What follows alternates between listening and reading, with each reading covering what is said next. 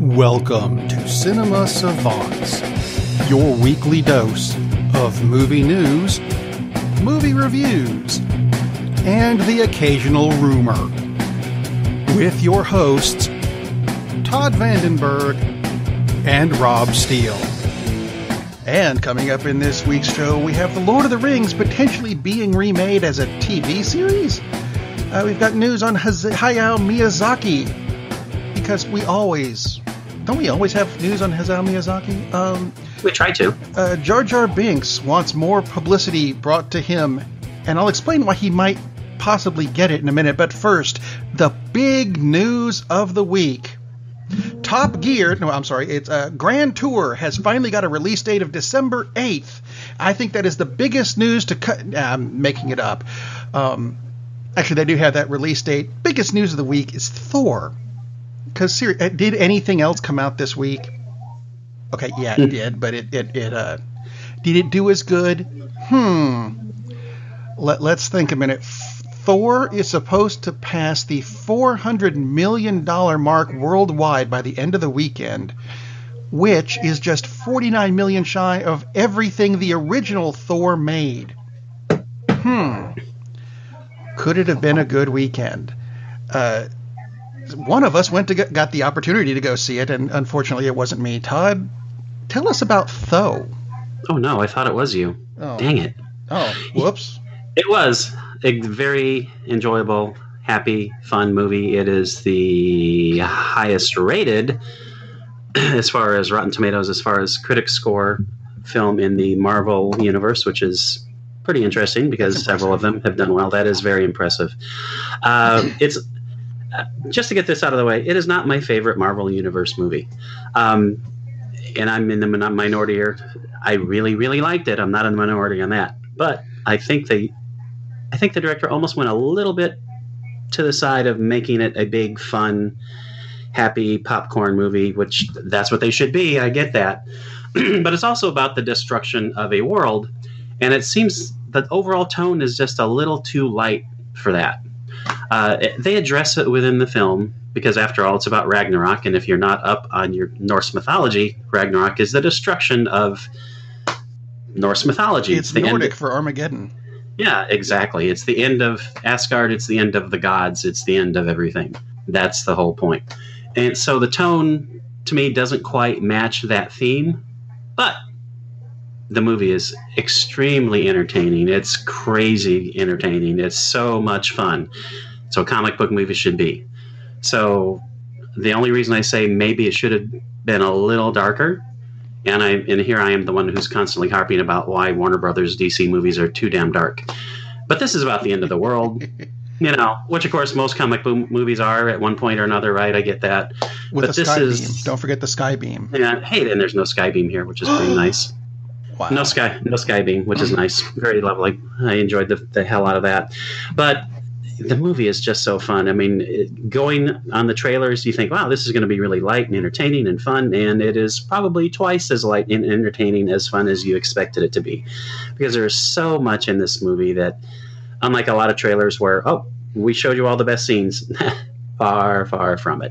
Not even close. Good, because they showed us some great stuff in the trailer. They did show a lot of great stuff in the trailer, and there's tons more great stuff in this movie. It's excellent. Everyone is terrific.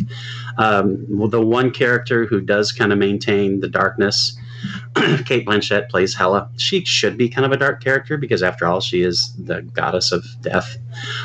So she shouldn't be all happy-go-lucky typically. You'd think. You would think. And she is awesome. But Chris Hemsworth, if you unfortunately saw the Ghostbusters reboot, remake, whatever, the one that was not very funny because the script sucked. Just a touch. Hemsworth was excellent in that and very, very funny. And the dude definitely has some amazing comedy chops to match his, what does he have, like a 16-pack? My God, this guy's he looks like Thor, as he should, physically. Well, yeah. But he is hilarious in this, and also dangerous, as the God of Thunder should be. And Mark Ruffalo is terrific as Hulk/Banner. Everybody is great in this movie. Scourge, he's definitely a minor character. I expected a little more from Scourge, but that's okay. That's what I've been hearing is the drawback. Is strangely from Carl Urban of all people. Yeah, who I love Carl Urban, but I do. And so to me, Carl Urban was kind of a waste in this. They could have just thrown somebody in. It just didn't matter who they threw in because there's just not that much for Scourge in this movie, which is unfortunate. Which again plays towards maybe they should have had a little bit more, push the darkness of this story a little bit more than they did. But setting it up for a Scourge solo movie. No, I'm kidding.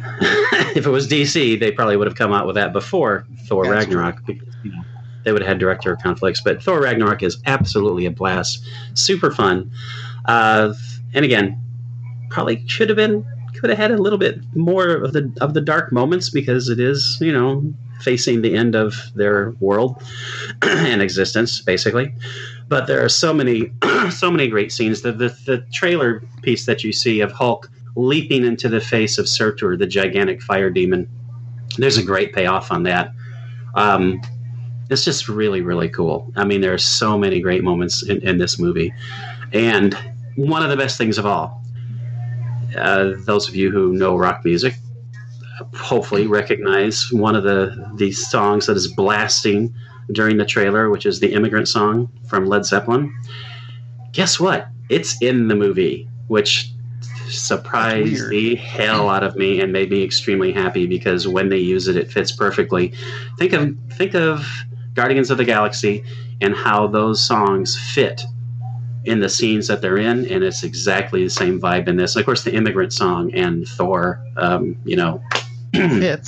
fits, and it's brilliant that they use that, and it's brilliant that they managed to come up with the money to pay Led Zeppelin for the rights to this to actually use it in the film, and I'm so happy they did because it sounds weird, but that's one of the highlights of the movie because it's like, oh my god, that it fits so well. I mean, to me that's like the best use of a rock song in a movie off the top of my head that I can think of ever because it fits so damn well thematically and cinematically, and it's a great damn song anyway. I'm going to actually throw out the use of sabotage in Star Trek Beyond. Yeah, you know what? Which worked as a... oh my god, yeah. I love that. It really worked with the way they did it. Oh, it did. So maybe co-winners, or maybe sabotage actually still was better because same thing. That was the highlight of the movie for me because that was perfect. Well, no, the other highlight of the movie, different movie, but weirdly same song. It was Immigrant Song and I've got kids, therefore I watched Shrek 3. Well, I did not inflict myself with any of the Shrek films after the second one, so as well you should not. But I will ask you to look up on YouTube. I will do that. Shrek 3 and Immigrant Song, because of the way that song begins, and the way it is used in this movie as casting a spell. It really, really works. But they only had it in the movie for about maybe 15 seconds before they switched to, I think it was a heart song for some reason, which did not fit. Barracuda, yeah. Yeah. Actually, I think that's what it was. Because it would absolutely not fit in the same scene, but... No. But... anyway, Thor... when you get the music right... oh, yeah. Boy, does it like... you mentioned... what was it, Atomic Blonde a few weeks ago, which I just recently got the chance to see, and the music in that was brilliant. Isn't it, though? Yeah. And a lot of it I liked anyway. It threw me off that there was a Susie and the Banshees song. Well done for pulling that back out, because I still like Susie and the Banshees. Atomic Blonde is a fun movie. It is. Although I'm expecting Thor to be better. More fun. Yeah, Thor is more fun and better. And like, for me, it's not the best Marvel Universe movie yet. Hopefully that's still coming. But yeah, it sets up things up for the next step, as they all do beautifully. And yet it's this great self-contained piece. And there are little references to things that happened before. There are throwbacks. I mean, this could be the first Marvel movie that you've seen, and you'd be perfectly entertained. You would not be lost wondering what's going on. But of course, you pick up you're going to be much more happier because they're callbacks to other things, but plot doesn't depend on it. Right. But it references it can stand on its own. Absolutely, and it's extremely.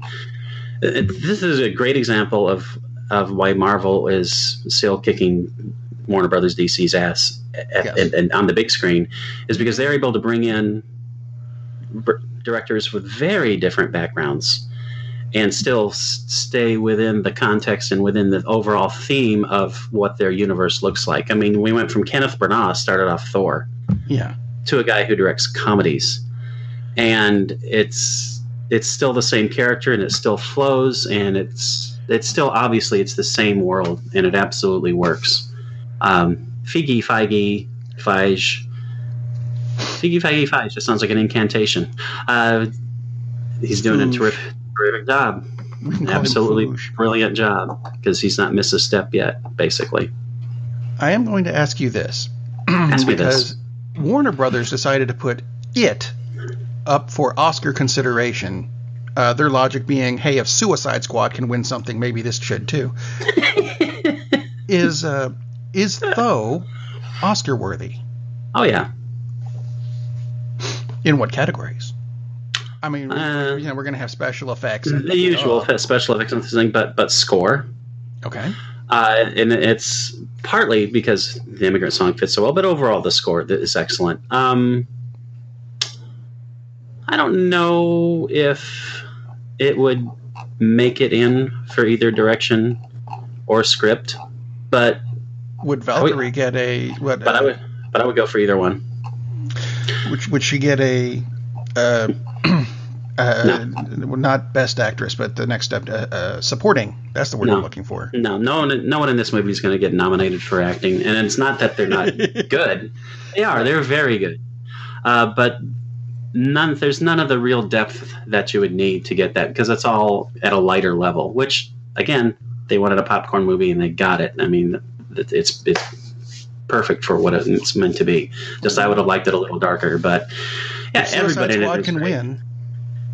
Yeah, geez, but I can see, like, to me, the real drawback is Karl Urban is pretty much wasted, because Karl Urban is great, and he just doesn't have much to do in that role. And that's how they wanted it. Would it have been a perfect movie if they had handled his role better? No, maybe he would have been closer to perfect. But if that's the big flaw, and to me that's, I guess, the biggest flaw, doesn't matter, dude. I mean, this movie is so much fun. It is an absolute blast. Go see it. Go see it. And by the way, not opening night, but opening weekend, the Movie Pass thing, no problems. Hey. So even huge event movies like this, Movie Pass works. So definitely go to moviepass.com and subscribe, and be prepared to wait a couple weeks before you get your card, but it's definitely worth it. No 3D, no IMAX. Oh, well. Oh, darn. So get over that. Pay your own money for that. Well, so if that's the beginning of the bad news, look, we've got a bad news, and we've got just a weird news story. Which one do you want to go to first, bad or weird? Oh, let's get rid of the bad. Let's get rid of the bad. Kevin Spacey. This goes with the Oscar-worthy stuff. Yeah, that's bad. It's not going to get much worse than that. It does bother me that Netflix cut him completely. Mm-hmm. Already. Just there's an accusation, get him off of House of Cards? Is that what it was? Game of Cards, Throne of Evil, something. Where he played the president, who, and just an accusation got him kicked off the show, which means he's not the president anymore, whereas we have an actual president. No, wait, that's not where I wanted to go with this, although it fits.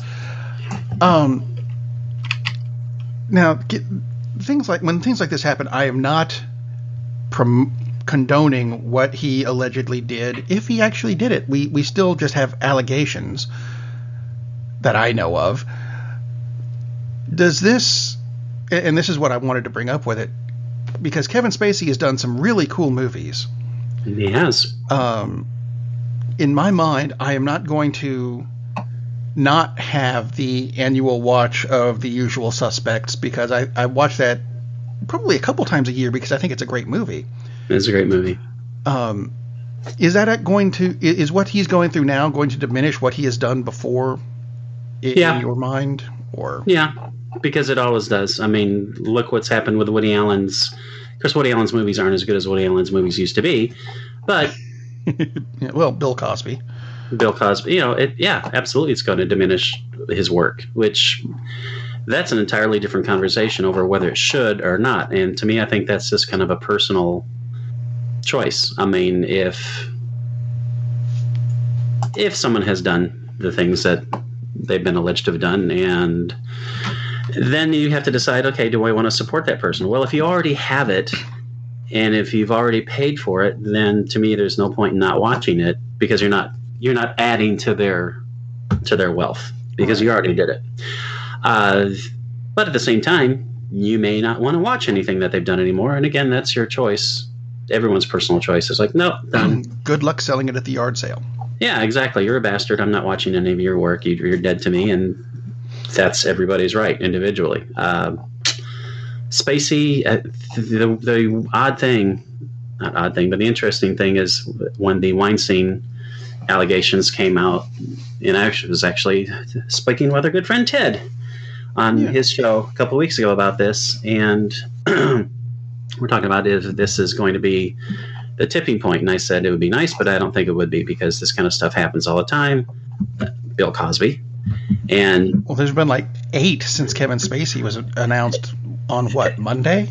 Exactly. And apparently Weinstein was the tipping point, because for whatever reason, maybe because he's powerful enough, or was, that gave people courage to say, well, if they can talk about him, I can certainly talk about. And so people have just come out left and right about issues that have happened in the past, which is a very good thing. Yeah. So I'm happy I'm not happy that this happened, obviously, but I'm happy that people are finding the courage to come forward and accuse people, and not accuse people, but say, hey, this happened to me. It may have been 20 years ago, but I was afraid to just say, this is what went on. And I know the one thing about Spacey, talking about how he came out, he famously came out. It's like, that's where I was going next with this. Excuse me, buddy. I mean, you've been waiting 20 years to do a biography of Bobby Darin. It's like, it's no shock that you're gay. It's okay that you're gay. You should have said that decades ago. Nobody would have cared if you'd come out, certainly 10 years ago, or probably even 20 years ago. But to now come out and act like, well, this is the reason. What? No, dude, it's not the same thing. Actually, assault and sexuality doesn't. When he came out, I got the feeling that it was just because the accusation was from a 14-year-old male. Right. That it was more of a, by the way, yes, I am gay. I don't know that it was a pity me. Was it a pity me because I'm gay thing that he did? Why mention it? Why even talk about it? I mean, why say, oh, well... Well, because the accusation was from a male, so he could go, by the way, yes, I am. But to me, it's just trying to deflect from the issue at hand, which is assault. Yeah. The gender and the sexuality didn't make any difference, and it's just... It shouldn't. I thought that was just a cheap move on his part. That's how I took it, and maybe it was strictly, it's like, yeah, okay, well, since that came out, sure, I'm gay. But it's like, dude... nobody cares about that right now. Nobody cared about it before, and they certainly don't care about it now. I thought he already had come out, so... I kind of thought he had, too, because, to me, it was pretty obvious, and it's not like it's a big issue at all, let alone a bad thing. So it's just kind of like, oh, so what, Kevin? That's fine. But, yeah, it's just, the list is just going on and on and on. I mean, Dustin Hoffman was another one who admitted and apologized, and a ton of people are coming out, and now it's spreading like wildfire into other areas, like the British Parliament is getting completely... Don't spread like wildfire in California. They're having enough trouble as it is. Yeah, aren't they, though? So this is a good thing, and maybe eventually it will lead to someone who talked about how, you can grab them by the whatever, and they don't care. That would be pleasant if it actually gets to the point where it goes to someone that actually matters, as opposed to actors, movie studio heads who gives a crap. I mean, those people who were affected, of course they do. Right. But in the grand scheme of things, unless this pervades society, and people are no longer afraid to speak out against their boss in whatever their job is, it's all just kind of noise. So hopefully this continues. That would be a good thing. That would be a great thing. Anyway. This isn't necessarily bad news. It's just weird that it came out in the middle of all this. It has to do with Osama Bin Laden. Did you see this week? Extremely weird news. Extremely weird news. 6 years after the raid of Osama Bin Laden's compound in Pakistan, they discovered a computer that had a lot of animated movies on it? ? Apparently he's a fan of movies like Ants and Home on the Range and Ice Age: Dawn of the Dinosaurs. And you kind of think, really? But I loved how this was brought out, that he loves all these animated films and video games like Final Fantasy VII and Resident Evil, and he had a documentary on the computer called Where in the World is Osama Bin Laden / Yes. Carmen Sandiego. And the last sentence that goes along with this article was, along with a bunch of BBC and National Geographic documentaries and porn. Nice. And you kind of go, well, what? What do you make out of the release of all this? I don't get it. There were a lot of kids at that article. I'm looking at the same article, and there were a lot of kids in the compound. So it certainly could have been, and more likely that the animated flicks were for the kids. Right. But I don't think the porn was for the kids. I have a feeling the porn was not for the kids. To me, that's the most interesting thing, along with the fact that he had the documentary about where he is. Where he is, yeah. Where am I? Huh? Kind of bizarre. One of the comments though is excellent. So we finally only found him because he was downloading from the Pirate Bay. There you go. Which is beautiful. That would be really funny if that was actually some of the intelligence. But it's interesting that it came out now at this point. But it's to distract us from Kevin Spacey. Yes, but it is weird. It is weird news. It's not bad news. It's not good news, but it certainly is weird. Nothing we can do about it now. He's a bit on the dead side. He is a bit on the dead side, but I wonder if they're going to sue his estate for the illegal downloads. Of course, I don't know that they were illegal. It didn't say that they were illegal. He didn't. He could have purchased them legally. Account. Yeah, had an iTunes account and just legally purchased all those films. Well, except for the power of Netflix, or maybe Amazon. And this porn is a really bad thing. Amazon Studios has apparently come out as a potential buyer of a TV show from Warner Brothers Television. That's not a big shock. The thing that throws me off is the TV show in question is called The Lord of the Rings. Now, I realize that the Lord of the Rings movies, and this is bizarre to think of it this way because I don't think of them as being coming up on 20 years old, really. 17. I'm sorry, I'm rounding. Just like my daughter's math class taught me to. Do you think of the Lord of the Rings movies as being that old, and do we really need it to be adapted to TV? I don't think of them as being that old, and I don't think we need them to be adapted for TV because... Me neither. Yeah, I mean, there are some untold segments still, despite the extreme length of the films. But do they really think they're going to do a better job? I don't see how they can. Or I don't either. Or are they going to give a different approach? I don't really know what approach that would be. So those are the two reasons that you redo something typically. You're going to do a better job or you're going to take a different look at it and are they? I guess they could do it from the view of some random goblin or something that's like, oh, this is my take on it. That actually might be kind of interesting, but I'm sure that's not what they're going to do. No, but part 2 of Ralph Batsky's animated version. No. That I would see, but not as a TV series either. No. So yeah, that makes zero sense to me. 0 sense. And I'm sure they would get people to watch, but I probably would watch, but at the same time, yeah. I'd be going, the movie did this better, did this better, did this better, did this better. Yeah, exactly. I don't really see the point. I don't see the point of that either. Speaking of other things that are looking for networks, there's a new show from Marvel called The New Warriors, which is the one with Squirrel Girl, who, I'm sorry, that's still a hard character for me to wrap my head around. They filmed the pilot and they showed it to a number of people who said, "This show is awesome." And now it's not going to be shown on the Freeform network anymore. They're shopping it around to bigger networks. Interesting. Wasn't what I would have expected. So, I mean, it could end up on ABC, which is weird because Marvel owns that already. Of course, they also own Freeform.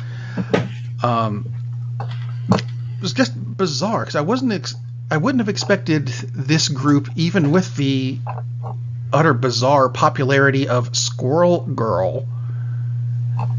I'm sorry, I'm having trouble getting past that character even existing.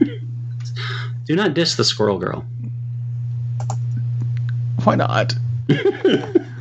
Squirrel Girl is the most powerful entity in the Marvel Universe. Everybody knows this. Everybody knows this. No. Makes Captain Marvel look like who's the kid who was Hulk's friend way back when? Oh, the Marvel version of Jimmy Olsen. Yeah, Rick Jones. Rick Jones. Yeah, makes Captain Marvel look like Rick Jones, for God's sakes. So, come on. You got to be down with a Squirrel Girl. All right, how about some better Marvel news? The unbeatable, invincible, unholy Squirrel Girl. Unholy? Is that a new thing? Yeah, it's a crossover with this. By the way, this is the first crossover with DC of the latest thing. She's going to be working with Constantine. So there you are. What? Please tell me you made that up. I totally made that up. That would be fun. That would be so much fun. Don't do that to me. You just gave me a stroke. I know, but I got a great wood for a promo. So there you go. Okay, sure. Anyway, meanwhile, moving on from the news of the fabulous Squirrel Girl. They were talking earlier this week about the Marvel Cinematic Universe and the forthcoming Avengers movie where we finally get Thanos as our big bad. And Thanos is going to have the Infinity Gauntlet, which, if you don't know Marvel by now, is if you gather the 6 Infinity Stones, put them on the gauntlet, you can do anything. Period. Now, something they said, Joe and Anthony Russo, who are the big, what are they? They're not directing, producing. See, you gave me a stroke. I can't even think of that word anymore. They said this week that the tone of the Avengers movie is going to be that of a heist film. Instead of a straight action, there's going to be a heist film aspect to it. And what that said to me, and I want to see if you get the same out of it, that says that Thanos doesn't have all the stones for the Infinity Gauntlet yet. So it sounds like. I think that's a good idea. Don't start. I mean, we know he's already got 2 or 3 of them at least. Which I think is actually how the Infinity Gauntlet miniseries started in the books. Was that he didn't have all of them. He was going after that last one. So I like the idea of him not starting off infinitely badass.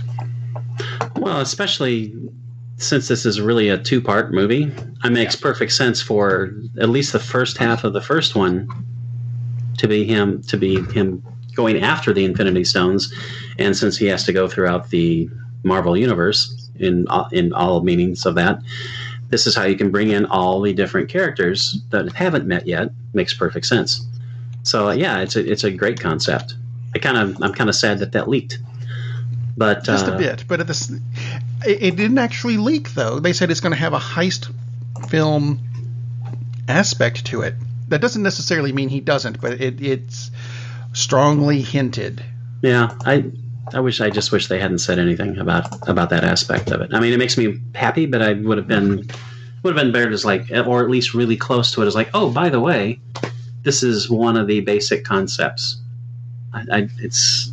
To me, you're on the path of, hey, by the time the movie comes out, you might as well have read the script 3 times because we put out so much information about it. So, then again... And yet we still don't have a trailer. True. And then again, Thor. How many trailers did we have for Thor? I mean, it seemed like we talked about it before. It's like, my God, is there going to be anything left of the movie? Because it's so many trailers. Feels like that. And yet there is a ton of stuff in that movie that not in a trailer. And so... Yeah, I rescind my earlier complaint, so keep on telling me little tidbits because I'm sure there will be much more in the film. Yay! Hopefully they keep that up. Yay, heist. Switching to DC for just a moment, because that's all DC has this week is just a moment. In the forthcoming Shazam movie, they're talking about getting Mark Strong to come back as a villain in his second DC movie. This time he's going to be playing Dr. Savannah, who I am absolutely unfamiliar with. Apparently he's a big bad in the Shazam / Captain Marvel of the DC version books. Any comments on this? Because I've got very little other than I like Mark Strong and I think he makes a good bad guy. But zero comments. Zero comments. And almost zero interest. To me, they got to prove a little more, and obviously they'll have that chance to prove a little more since Wonder Woman, because that's just a couple of weeks away, and we'll see if that pays off. I'm happy because like you, so I'm going to do DC a favor and put more DC into this segment. I'm very happy with at least what we've seen of the characterization of the Flash. Yeah, so far looks perfect to me. Cyborg, there is no characterization so far, so hard to tell what's going on there. I mean, literally, there's nothing. There's nothing to go on with Cyborg and Aquaman. Not happy with the bro aspect of Aquaman so far. I think it's just the really appearance. I don't mind it, but it is that the appearance is often awesome. But I mean, this surfer dude aspect is ridiculous. I think it's just completely stupid. And maybe this is this is how we'll lighten it up. It's like, dude, he's a king. Actually, he's not the king of Atlantis yet. They did announce that. Yeah, that's true. But I mean. And yet, that is not the way they should be going with the character. It just seems really dumb. They should make him German just to, I don't know. That would be fun. Well, it'd make perfect sense when they go with the Flashpoint Paradox then, because then he would. Yeah, anyway. So let's see, box office news, because I need to apologize to somebody. Last week, I kind of went off a bit on the movie Geostorm and said that it could be the fifth movie of the year to lose over $100 million. And I'm wrong. You're wrong. Now, you're so wrong. That movie looks so good. No, it doesn't. No, it doesn't. The U.S. box office for this movie is anemic. Trash. It's doing nothing. But in China, it's beating out Blade Runner, which is almost the same genre in that they're sci-fi, but that's about where the distinctions end. Geostorm this past weekend took $33 million, and Blade Runner took just over $7 million.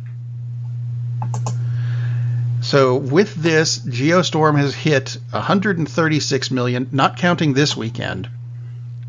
So it's 136.2. Which means it's not going to lose $100 million. So sorry, I guess you did better than everyone thought you would. I'm not sure if that's the right apology I'm supposed to put with it. But that's what they're going to get from me anyway.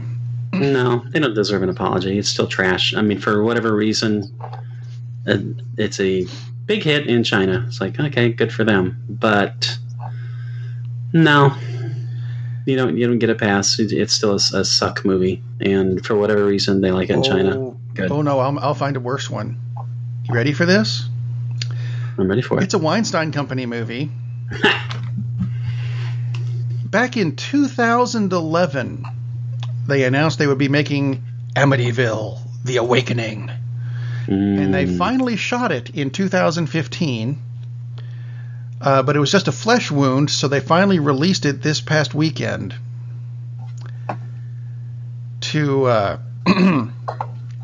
Was it a nationwide opening? No. It went to a whopping 10 screens globally.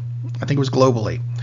And they brought in, from this 10-screen release, $742. There is no million attached to that. There is no thousand attached to that. That's nice.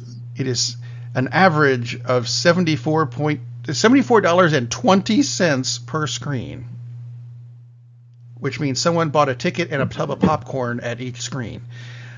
That's horrible. That ain't good.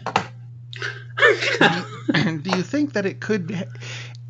Now, my question, and I guess we're going to go back to the Kevin Spacey thing for a minute. Do you think it had to do with the movie, or was it the Weinstein thing? I think it had zero to do with the Weinstein thing. I mean, I can't imagine. That's what I was thinking. Anyone that would be interested in seeing, what is this, the 90th version of the Amityville? I mean, my God, it's like a cottage industry. That's what it is. It's the 74th version. Or Cape Cod industry, maybe, but they keep on cranking these damn things out, and I think it's just fatigue and just the recognition that, wow, this is not opening anywhere, so this must suck. Yeah.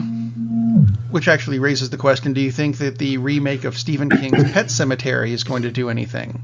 Oh, by the way, Amityville: The Awakening, I was offered this for free on Google 2 weeks ago. So that could have something to do with it. Oh dear. Yeah. Which I took it, but I haven't watched it, so maybe I can. Yeah, they announced that Kevin Kolsch and Dennis Widmeyer, whose name neither name I actually know, they're going to be redirecting Pet Sematary. They sound like Paramount. They sound like two fine beer styles, but I don't know about their work as far as directors.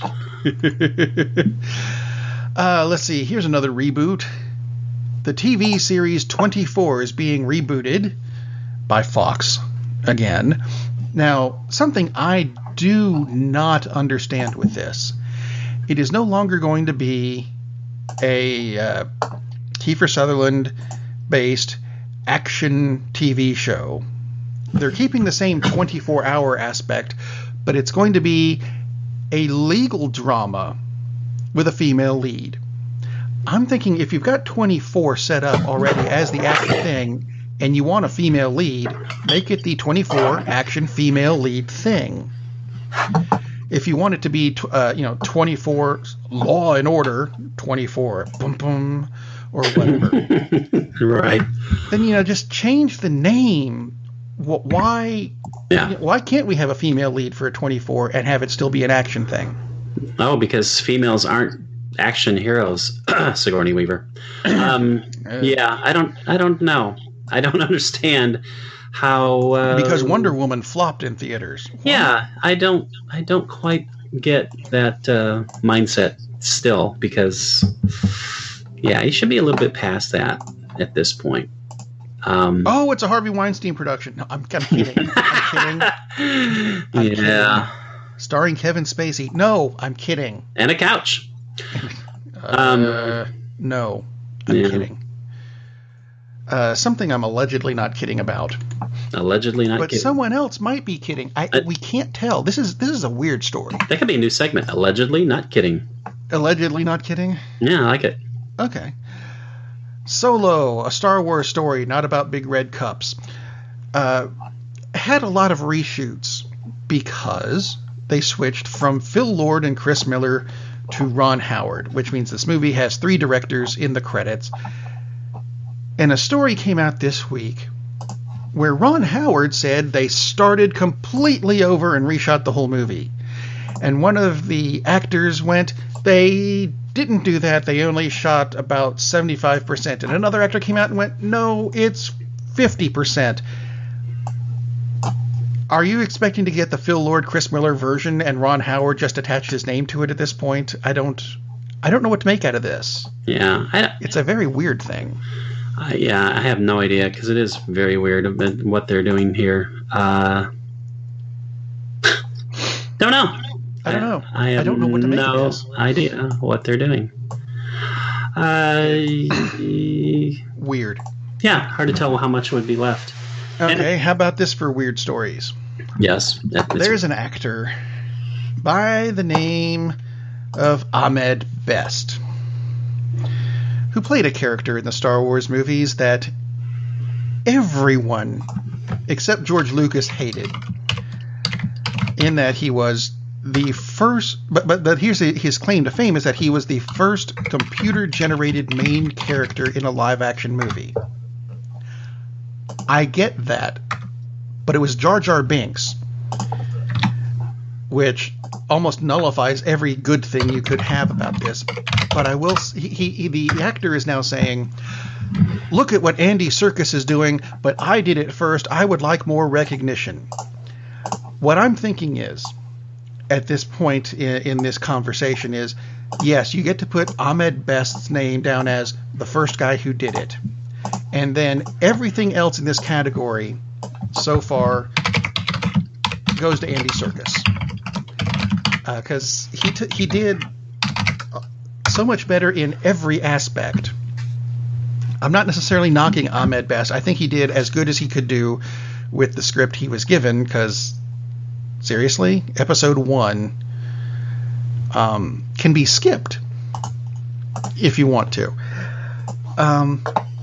What's your view of this? Because, I mean, yeah, but you put him down as first, but I'm sorry, dude, not the best. Not the best. Far from the best. Close. But again, I have no idea how much that falls on best, because the character has terrible lines. I mean, Misa thinks you so right. Yeah, the best did what he was directed to do. And by the way, what other actors looked pretty bad in those movies? Oh, Natalie Portman, an Oscar-winning actress, looked like she was a marionette in those movies, because Lucas can't direct people. She is Groot. So that doesn't go on best. But yeah, if he wants recognition for it, fine, whatever, okay. But geez, I mean, I'm thinking at the same time, you can have him be somewhere in a history book somewhere as the first. But baseball analogy, when you think home run, do you think Babe Ruth or whoever it was that actually hit the first home run? Yeah, exactly. See, I'm having problems with his claim that he was the first. I think he was on this scale. But you go talk about rotoscoping, and rotoscoping had been used for decades. I mean, going back to Bakshi used rotoscoping a lot in Wizards, which is partly spectacular. I mean, that's a perfect thing for them. That's actually a really good movie. I liked it. Yeah, it is a very good movie, and it's definitely weird. But I mean, there's a lot of it's similar to motion capture. It's not the same process, but using an actor to portray a character who is animated on the screen, that's the same concept. So I'm kind of not totally sold on his claim of, well, I was the first. It's like, okay, you're the first in this narrow little segment, and who cares, dude? Your analogy to Babe Ruth and who hit the first home run is perfect, because, dude, it's really immaterial that you were the first. If you want your little 15. I will give him this. He's saying, I don't want to knock Andy Serkis, but could I have some respect over here, please? And no, you can't have some respect. I mean, you just happen to be the guy that they threw the ping pong balls on. I mean, your performance deserves no respect. And that's not on you, dude. That's because that's what you were directed to do, and that was the script you were given. But no, that's a terrible character. I mean, I'm sure he hates being associated with one of the most reviled characters, not in Star Wars, but in film history, and that's not a stretch. I think he actually won that award from an AFI survey. So, and that has nothing to do with the actor. He's just the guy who was stuck doing the stupid motions and reading the awful lines. But yeah, okay, you were the first. Congratulations. By the way, I just now looked this up. Apparently, Ross Barnes of the Chicago White Stockings, which became the Cubs later in 1876, is credited with the first ever home run. Yay, Ross Barnes. Moving on, Blair Witch. Which, oddly enough, he also played Jar Jar Binks on Broadway. Little known. Anyway, yes, moving on to Blair Witch. That's going to become a TV series as well. Okay. Why? They made the original movie was I understand it was a cultural thing, and it was a surprising thing that made a lot of money for a remarkably little budget. It did. But they made a sequel and it flopped, and they remade it and it flopped, and now let's do a TV. No, don't do a TV series. Yeah, it's going to what's the word? Flop. Flop. I really liked the first movie because it was different, and I thought it was well done, and I thought it was scary and suspenseful, beyond the whole marketing vibe of, oh, this really happened. I mean, yeah, okay. Sadly, there were millions of people who actually thought it was a documentary, that's how it was presented. But I mean, use your brain. Right. But it was very entertaining. I really enjoyed it. I did see the sequel, and the sequel absolutely sucked. I barely got through the sequel. I watch movies, so you don't have to. You got it. I have not watched the remake yet. At some point, I will, just to suffer, so then you don't have to, in case you're like up at 3 o'clock in the morning and you think, oh, this is on, and that way I can spare you that pain. But waiting for it to come on PBS. But yeah, makes zero sense, except for the fact that it's name recognition. You know, they've got the bare bones of the plot, so half of their work is done, because that's about how much more work they're going to put into it, I'm sure.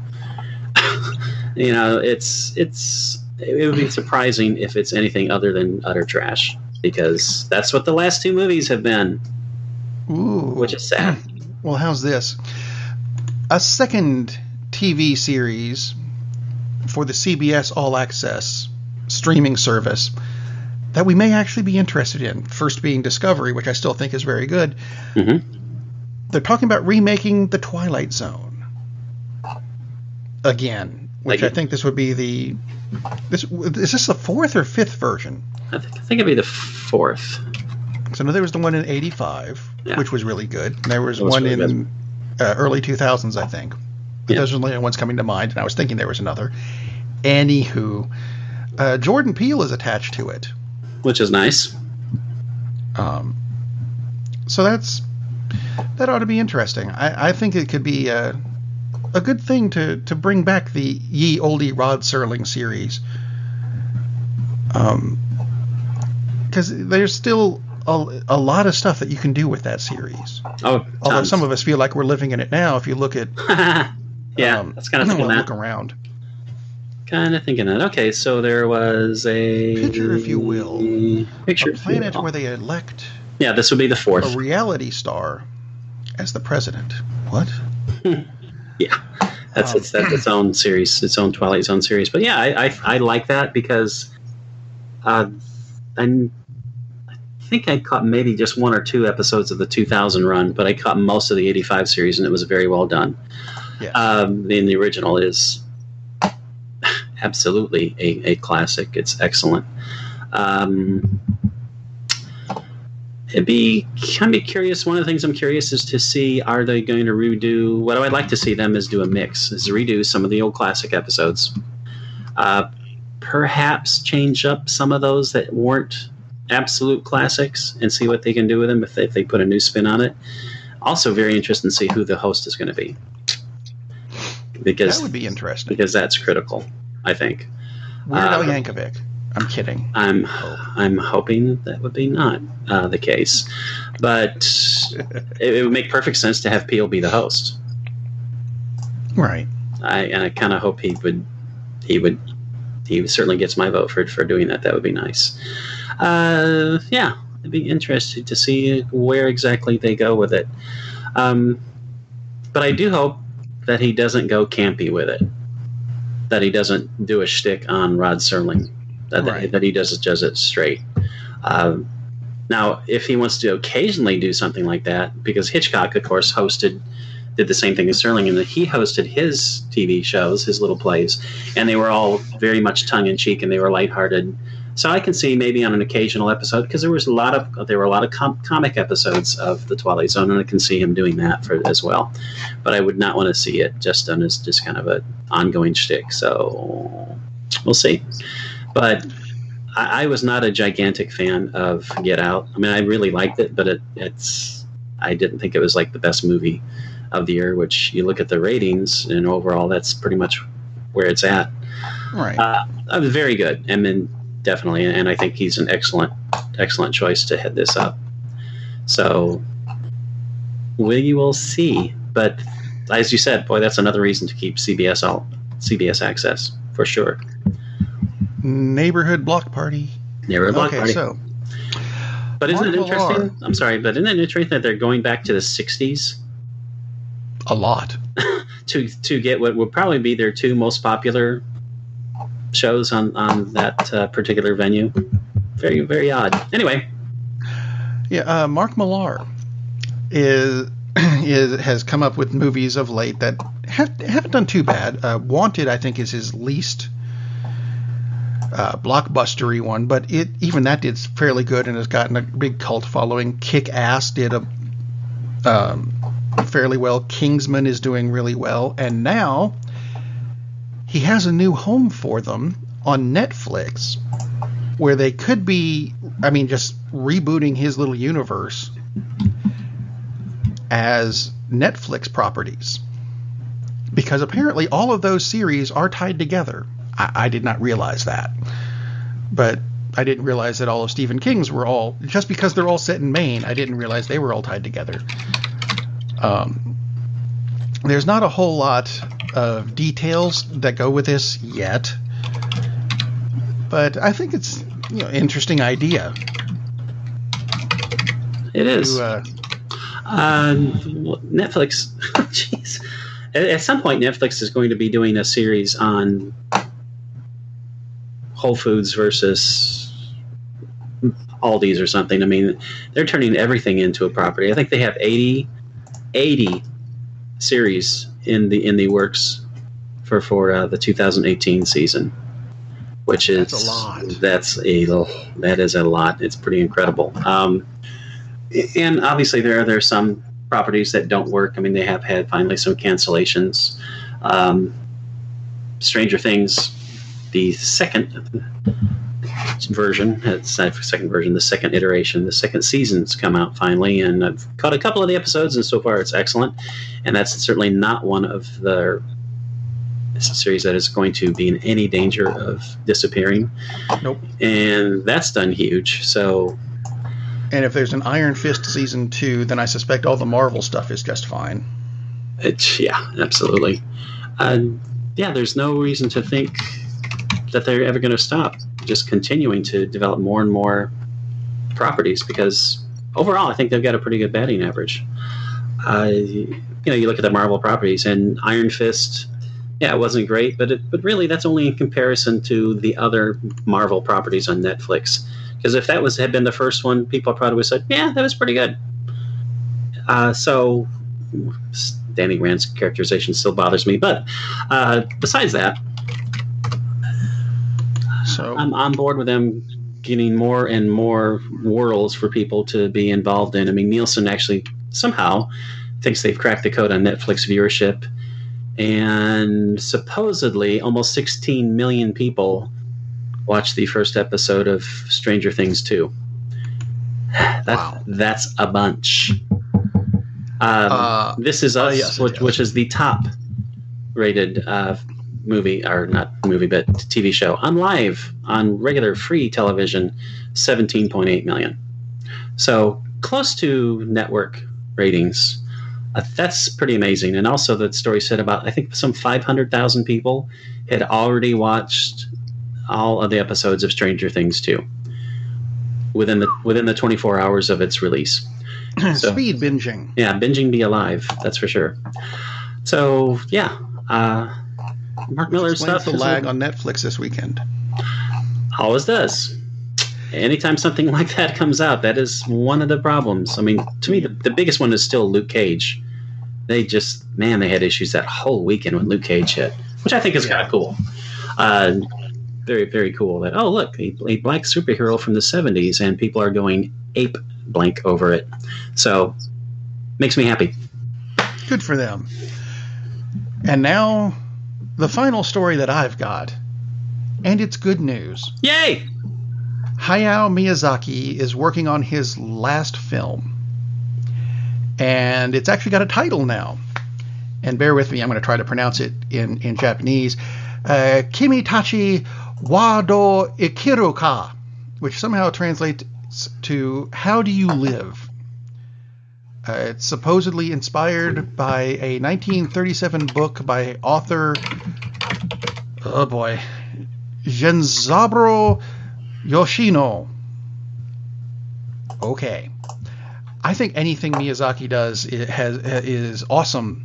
So anytime he wants to do another movie, I'm all for it. Although it looks like this isn't going to come out for another 3 years or so, because it takes a while for him to do the awesome job that he does. It does, because people actually sit down and make these, as opposed to people sit down on a computer and make them, and it's a more involved process. Interesting that now we have a new Miyazaki's last movie. Hopefully the story about this film is accurate, but the fact that it's his last one, hopefully that's inaccurate, because he already released his last movie, which was very good. Really enjoyed it. The Wind Rises? The Wind Rises, yeah. And at the time, that was his last movie. So very hopeful that, again, there's one error in the story, and the fact that it's not his last, but just simply his next. This guy is just a world treasure. I mean, man, his least movies, which to me, actually, The Wind Rises was the one I enjoyed the least. And even that. And it's an excellent movie. It is.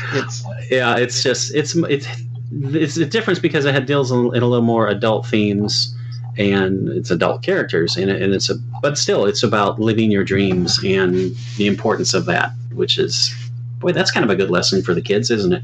And for adults too. So yeah, this guy is just an absolute genius. And I understand the retirement thing. He's 70. Do you know he's 76?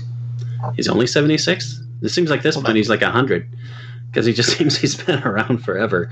So, dude, you're not even 90. You have at least three more movies in you. So. Oh yeah, there we go. Yeah, please. There's an excuse. Please don't retire, because man, just the brilliance of this of his work. It's just amazing. And we want you to stick around. Yes, absolutely. I mean, I'm still torn between which I like best, is Princess Mononoke or Spirited Away. They're very different movies, but I mean, man, they're so good. I still like Howl's Moving Castle, but I'm weird that way. I like Howl's Moving Castle. It's just. I have not seen one that I haven't liked. Therefore. Oh, absolutely. Yeah, they're all just. The least of his movies are really, really, really, really good. So, yeah. We want him to stick around, but we're not going to, because that was the last story. Yes, we're not. We're done. We're done. We're gone. We're vapor. We're history. We have met our own Ragnarok. But we'll be back next week with more stuff. Yes. I don't know what it is yet, because it hasn't happened, but we'll get back to you. There you go. We will rise. So, good night, everybody.